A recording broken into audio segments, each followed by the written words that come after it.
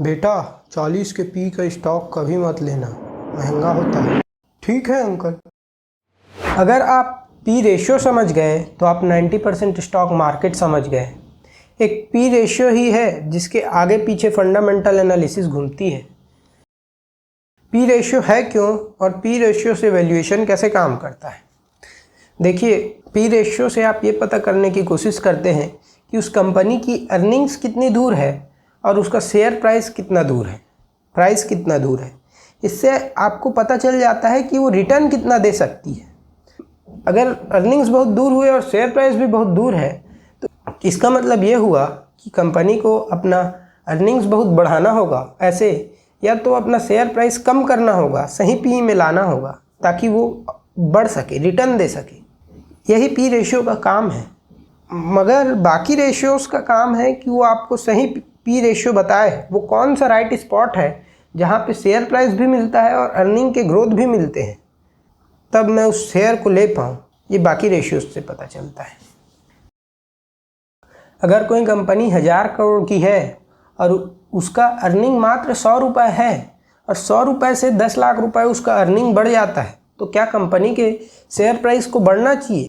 क्योंकि earning growth तो यहाँ पे 10,000% का हुआ है। मगर क्या शेयर प्राइस बढ़ेगा? जवाब है नहीं। क्यों? क्योंकि अब पी का कॉन्सेप्ट आता है, समझें। एक कंपनी जो 1000 करोड़ की है और उसका अर्निंग है 100 रुपये, यानी उसका पी हुआ 10 करोड़ का, और अगर वो 10 लाख भी हो जाता है तो उसका पी हुआ 1 लाख का। 1 लाख अभी भी महंगा है तो शेयर तो नहीं बढ़ेगा। यही पता करते हैं आप पी रेशियो से कि शेयर महंगा है कि सस्ता।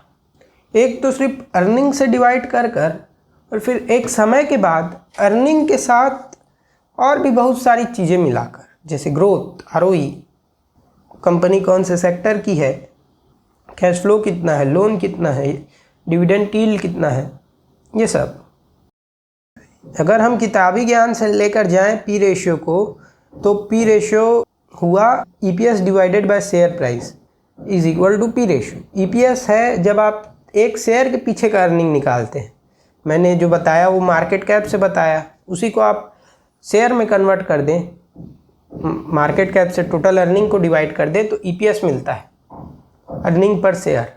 और शेयर प्राइस है एक शेयर का प्राइस, उसी से आप रेशियो बनाते हैं कि एक शेयर के पीछे का अर्निंग कितना है, कंपनी के टोटल अर्निंग्स के बजाय देखने के। ऐसे में अगर आप बिना रेशियो के इसको देखेंगे तो क्या हो सकता है कि कोई कंपनी बहुत बड़ी है, कोई कंपनी बहुत छोटी है, तो आपको सटीक अंदाज़ा ना लगे, तो उसको एक रेशियो में कन्वर्ट कर दिया है, एक मैथ्स दे दिया गया है। जैसे रिलायंस है, मार्केट कैप बदलते रहता है, आपको पता नहीं है, मार्केट कैप थोड़ा सा कम हो गया है और अर्निंग उतना ही है, 20,000 करोड़ है, 40,000 करोड़ है, तो आप 40,000 करोड़ अर्निंग देखेंगे, कहेंगे ये सस्ता होना चाहिए। और आप कोई छोटी कंपनी देख लेंगे और सुनेंगे उसका अर्निंग 100 करोड़ है तो ये महंगी होनी चाहिए, ऐसा आप आकलन निकाल लेंगे। मगर ऐसा मत हो करके इसको एक रेशियो में आसान करने के लिए कन्वर्ट कर दिया जाता है।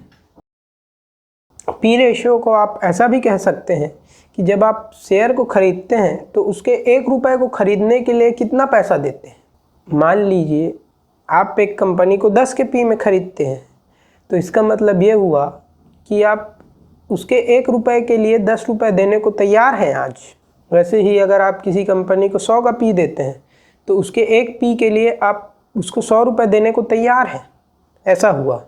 और इसका मतलब ये भी हुआ कि अगर ये कंपनी भविष्य में कोई ग्रोथ नहीं करती है, अर्निंग्स में कंपाउंडिंग नहीं दिखाती है अर्निंग्स में, या फिर इसका शेयर प्राइस रिड्यूस नहीं होता है, तो फिर इसको 100 साल लग जाएंगे अपने अर्निंग्स को कमाने में। 10 का पी यानी 10 साल लग जाएंगे अपने अर्निंग्स को कमाने में। और आपने देखे होंगे कोई 500, 800, 1000 के पी वाली कंपनी, इनका मतलब ये लोग झांसी की रानी से भी पुराने हैं और आज तक मजदूरी कर रहे हैं बेचारे लोग, मगर पैसा नहीं झुका पाए हैं, या भविष्य में उतने सालों तक कर रहे होंगे मगर झुका नहीं पाएंगे। इसलिए कहते हैं महंगे पी वाले कंपनी से बचो। मगर पता करके कि उसका महंगा पी है क्यों, पता चला किसी और कारण से है और आप कह रहे हैं अर्निंग के वजह से है, उसी क्वार्टर के लिए ख़राब हुई तो एडजस्ट किया हो कुछ कंपनियों ने तो फिर एक एक्सेप्शन होता है। एक एक्सेप्शन को हटा के महंगी पी वाली कंपनी से हमेशा दूर रहना चाहिए, जो 1800 के पी वाले होते हैं उनसे।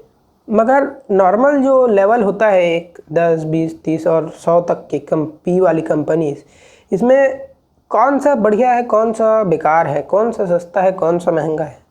सिंपल लॉजिक में तो जो आम तौर पे दिमाग लगता है, अगर आप यूट्यूब से कोई वीडियो उठा के देख लेंगे, कहीं आपको विवेक बिंद्रा दिख जाएंगे, कहीं कोई दिख जाएगा जिनका मार्केट से उतना लेना देना नहीं है, जानते हैं, होशियार लोग हैं, मगर पूरा उसी में डूबे हुए नहीं है। वो लोग भी आपको बता देंगे कि ज़्यादा पी है, 80 का पी है, 60 है, 40 है तो वो रहने दो, 10 है, 20 है तो ले लो, बढ़िया है।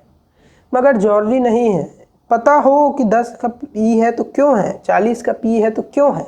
यहीं से पी की जर्नी चालू होती है। लोग यहीं पर लाकर ख़त्म कर देते हैं कि 40 की पी फेंको, 10 की पी बढ़िया ले लो।